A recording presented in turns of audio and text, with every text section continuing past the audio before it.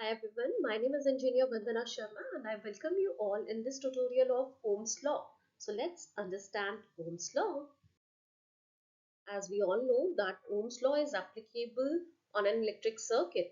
So we must understand the meaning of electricity. We all know that an electric circuit is called to be active when the electricity is passing through it. But what is electricity? Flow of electric charge or current is called electricity. Basic components of an electric circuit are voltage, current, and resistance. So we'll understand all these things one by one. Now let's understand the basic components of electric circuit. It comprises of voltage, current, and resistance. So when we talk about voltage, it means what is the amount of voltage or what is the voltage source you have provided or given to the circuit, and what is the amount of current which is flowing through that circuit, and what is the amount or the measurement of resistance which is opposing the flow of current or opposing the flow of charges, right? So voltage, it is the difference in charge between 2 points. Current, it is the rate at which charge is flowing. Resistance, it is a material's tendency to oppose or resist the flow of charge. Now we'll understand the units in which we measure these three basic components. Voltage is actually measured in volts, current is measured in ampere, resistance is measured in ohm. Now as we understood, the units of resistance is ohm. So let's understand the history behind this. George Simon Ohm, a German physicist, was the first to verify Ohm's law experimentally, and that's the reason the unit of resistance is kept after his name. Now, what does this Ohm's law states? It states that the current flowing through a conductor is directly proportional to the potential difference or the voltage across its ends, provided the temperature and other physical conditions remain constant. So as per this statement, the mathematical expression comes out to be V is equals to IR, where V denotes the voltage, I denotes the current, and R denotes the resistance. So it states that I is directly proportional to V. It means V is directly proportional to I. And then when we remove the sign of proportionality, we can actually represent it with the constant, and that proportional constant or proportionality constant is represented by R. So that's how the expression came out to be V is equals to IR. And then it is rewrote as I is equals to V by R, and then R is equals to V by I. So if uh, you have been given in the question, have been given with any of the two quantities, whether V or R, whether R or V, you can actually measure I or the third quantity which is not known to you. So that's how this equation will be changing as per the given uh, values of various quantities.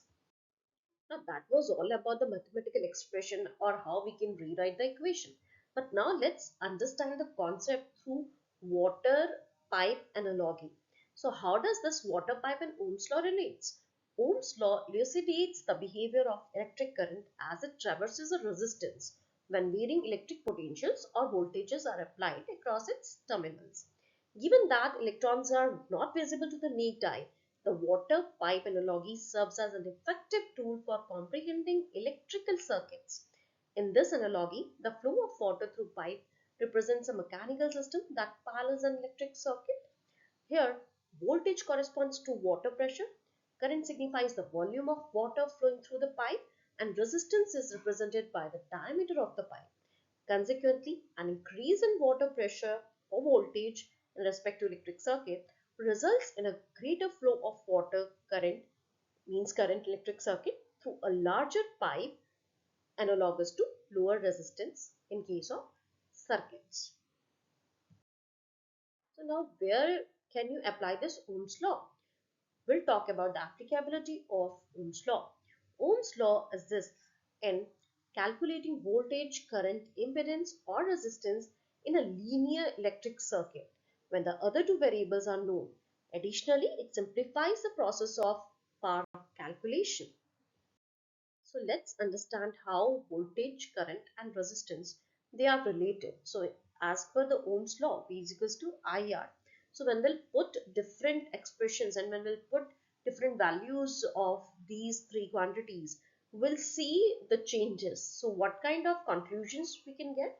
We get the conclusion that by increasing the voltage to twice or three times its original value, it results in a corresponding doubling or tripling of the current within the circuit. So it means B is directly proportional to I. If you increase voltage, I or the current will also be increasing proportionally.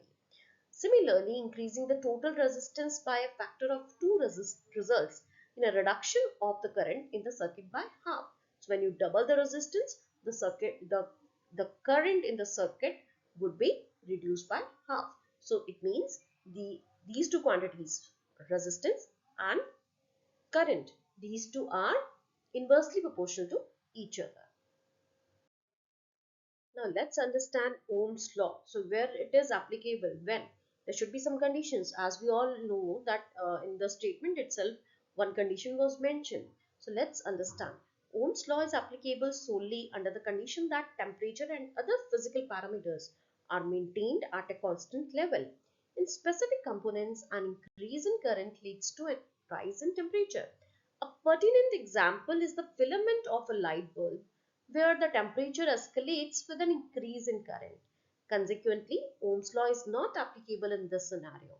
The filament of the light bulb contravenes Ohm's law. Now let's understand how will you be finding out the values of resistance. We are talking about a conductor. A conductor could be a wire. Now you have to understand it, like whenever you are considering a wire, you need to find out the resistance across that conductor. So for a wire of uniform cross section, the resistance depends on the length L and the area of cross section A. It also depends on the temperature of the conductor. At a given temperature, the resistance R is equals to rho dot L upon A, where L is the length and A is the area, cross section area, and rho is the specific resistance or resistivity and is characteristic of the material of wire. So the material of wire could be anything, could be a copper wire, could be a silver wire, it could be an iron rod. Okay, so based upon the kind of material you are adopting for that conductor, your rho value, the value of rho or the specific resistance or resistivity would be changing. The specific resistance or resistivity of the material of the wire is given by the expression rho is equals to A dot R upon L, which would be again measured in terms of ohm meter.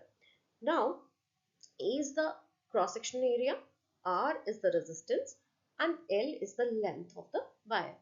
If R is the radius of the wire, then the cross-sectional area is defined as pi r squared. Then the specific resistance or resistivity of the material of the wire is rho is equals to pi r squared dot R upon L. So here we have simply substituted the value of cross-section area A as pi r squared, and the expression remained the same, which is pi r square dot R upon L for calculating the value of rho or resistivity. Now, what are the limitations of this Ohm's law? Ohm's law does not apply to unilateral networks which permit current to flow in a single direction. These networks typically include components such as diodes and transistors. Additionally, Ohm's law is inapplicable to non-linear elements. Non-linear elements are characterized by a current that is not directly proportional to the applied voltage, indicating that their resistance varies with different voltage and current levels. A common example of non-linear element is thyristor. Now let's solve a numerical problem based on this Ohm's law. So in the question, we have been asked the resistance. So find the resistance of an electric circuit that has voltage supply of 12 volts and current of 5 milliampere. Now we have been given with two quantities. Voltage is given as 12 volts and current is given as 5 milliampere. Now we know the equation or the formula for Ohm's law. It's V is equals to IR. V is given as 12 volt, I is given as 5 milliampere, which can be rewritten as 0.005 ampere. Then we'll put it in the equation. So how we can find out R? R is equals to V by I as per the Ohm's law. So we will put the value of V as 12 volt. We'll divide it with the value of current, which is 0.005 ampere. And after calculating, we'll get it as 2400 ohm, which we can rewrite as 2.4 kilo ohm. So that's how we can calculate the resistance of an electric circuit. Thanks for watching. If you like this, please share this with other students as well. Thanks.